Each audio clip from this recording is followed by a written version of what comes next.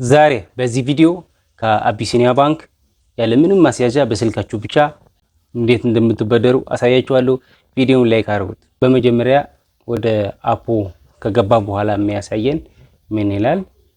እንደምታዩት ሎን የሚል አለ። እቺ ቀስት ያረኩባት ማለት ነው። እሷን ክሊክ ስናረጋት ምን ይላል? አድቫንስ ሳላሪ ወይ ደግሞ ፐርሰናል ማይክሮ ሎን ይላል።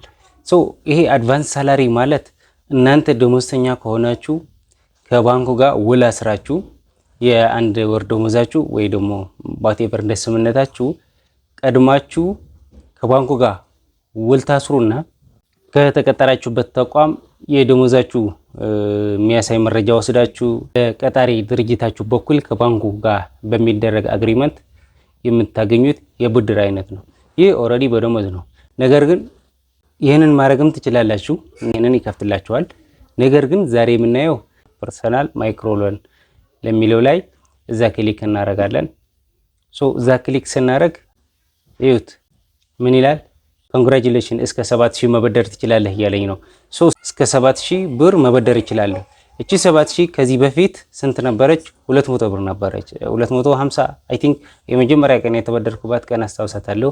250 ብር 200 ወይ 250 ብር ነበረ። እሷን ተበድሬ ከከፈልኩ በኋላ እንደዚህ ከፍቶልኛል። ይሄ 7000 ተበድሬም ድጋሜ ሊጨምርልኝ የሚችል ይመስለኛል እኔ ራሱ ማለት ነው። ነገር ግን እቺ 7000 በጣም ትንሽ ብር ናት። አንዳንዴ የሆነ ገበያ እንሄድና የሆነ ብር ሲያንሰን ከዚህ አስቸኳይ ብድር መውሰድ እንችላለን ማለት ነው። እቺ 7000 በጣም ትንሽ ብር ናት።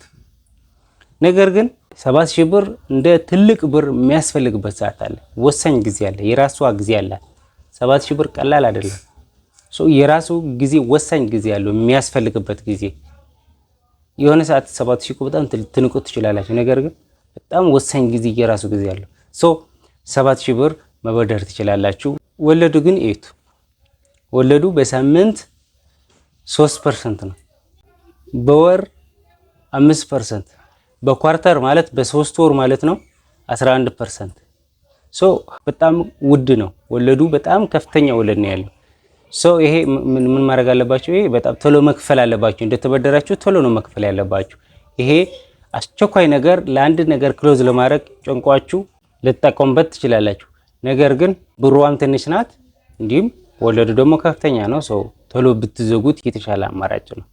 አሁን ይህንን ከተወደድኩ በኋላ ምን ያህል ይከፍትልኛል፣ ምን ያህል ብር ይከፍትልኝ፣ ምን ያህል ያበድረኛል አብረን የምናየው ነው የሚሆነው። ይህንን ስከፍል ደግሞ እንደገና የሚጨምር ይመስለኛል እኔ ራሱ።